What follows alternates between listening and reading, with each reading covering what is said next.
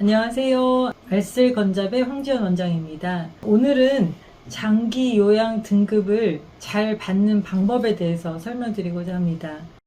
일단 제가 운영하고 있는 의원에는 27개 정도의 병상이 있어요. 그래서 말기암 환자분들이 호스피스 병동으로도 이용되고 있고, 그다음에 루게릭 질환을 앓고 계신 분들, 아니면 또 와상인 분들, 이렇게 좀 중한 분들도 계시지만 아마 경험해 보신 분들은 아실 텐데, 부모님들이 갑자기 아프셔서 종합병원에 입원을 하고, 종합병원에서 2, 3주만 지나면 거의 다 나았다면서 빨리 이제 퇴원을 요청을 합니다. 그러면 우리 부모님을 집으로 모시고 가야 될지, 아니면 요양병원으로 모시고 가야 될지, 아니면 요양원으로 가야 되나, 이렇게 고민을 하게 되는데, 요양병원을 이용해야 될 만큼 아직 질병이 낫지 않았다면 또 몇 개월이라도 요양병원에 신세를 지면서 모시도록 하는 것이 중요합니다. 근데 그렇지 않고 요양원에 가셔도 되고, 주간보호센터나 가정방문 뭐 이런 걸 이용하셔도 되는데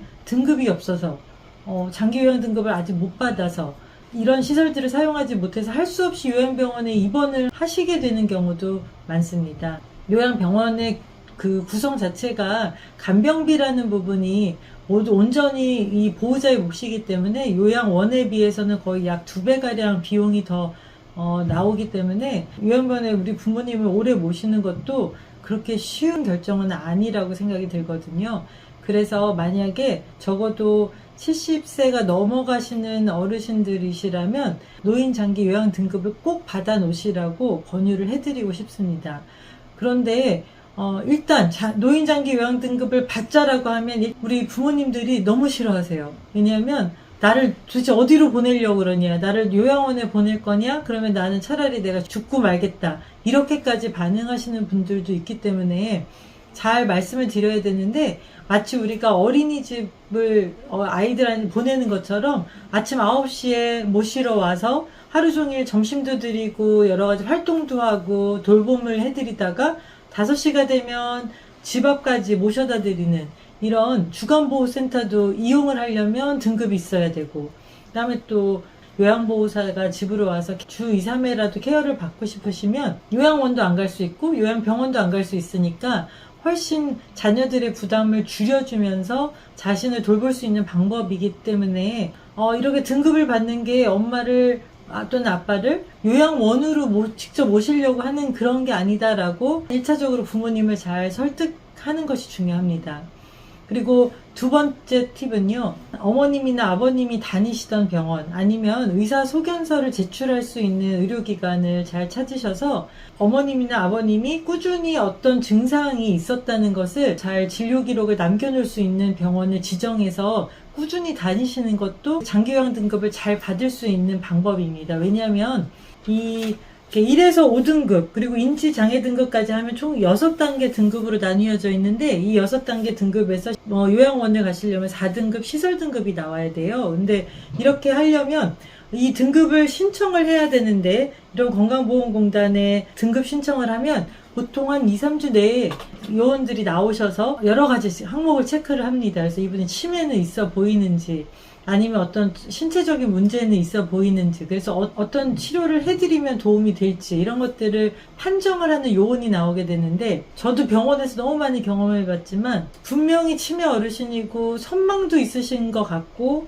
여러 가지 치매에 맞는 증상들이 있으셨는데, 요원들이 나타나면 그날따라 대답을 너무 잘하시고 또 엉뚱한 이야기를 하시던 분이 대답 척척 하시고, 또 대부분 이런 요원들이 물어보는 것들이 과거의 기억들이에요. 근데 치매는 대부분 단기 기억이 막 상실되는 경우가 많기 때문에 옛날 것들을 물어보면 대답을 척척 잘 하시기 때문에 등급이 안 나와 버리는 경우도 종종 있으세요. 그런 것에 대해서 의사 소견서라는 걸 첨부할 수가 있습니다. 그래서 의사 소견서는 내가 여태까지 봐왔던 이분에 대한 이력들을 참고해서 이분이 등급이 나와야 되는 이유들을 설명하는 게 의사소견서예요. 의사소견서를 받으시려면 갑자기 어느 날 의사소견서가 필요해 라고 해서 우리 부모님을 모시고 그 병원에 가게 되면 의사가 한 번 보고 이분을 치매다 아니다라고 판단하는 거는 마치 요원이 판단하는 것과 마찬가지의 효과밖에 없기 때문에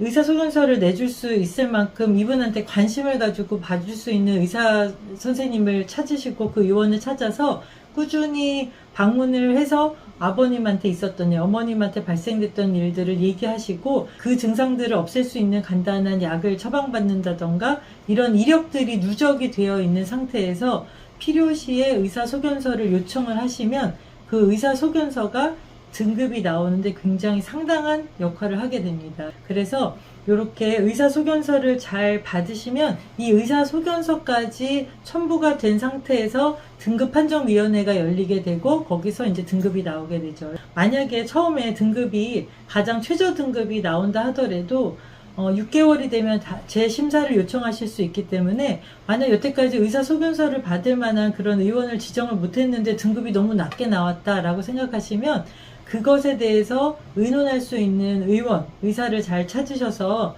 꾸준히 진료를 한 달에 한 번 이렇게 받아 놓으시는 것이 중요합니다. 아니면 저희처럼 입원실이 있는 경우는 종합병원에서는 등급 판정을 받으실 수가 없어요. 그러시니까 저희 같은 병원에 입원을 하신 다음에 등급 판정을 받겠다라고 건강보험공단에 신청을 하시면 병원으로 직접 나오게 되고 만약에 보호자분께서 신청을 했다 그리고 며칠 날 나온다고 합니다 라고 하게 되면 그 판정위원이 나오셨을 때 저희 입원하신 동안에 있었던 에피소드들을 말씀을 드리고 또 제 의견도 주치의로서 말씀을 드려요. 그렇게 되면 여러 가지 면에서 훨씬 등급을 높이 받는데 도움이 되십니다. 그래서 이런 의원급이나 아니면 뭐 요양병원에 입원을 하셔서 등급 판정을 받는 것도 또 한 가지 등급 판정을 제대로 높이 받는 방법입니다. 이렇게 등급을 잘 받아 놓으셔야 제때 나라에서 운영하는 좋은 프로그램들을 우리 부모님들이 이용하실 수 있게끔 자녀분들이 지혜롭게 머리를 쓰실 수 있거든요. 그러니까 오늘 말씀드린 것처럼 미리미리 준비를 해놓는 것도 장기 요양 등급을 받는데 굉장히 중요한 팁이 될 수 있습니다.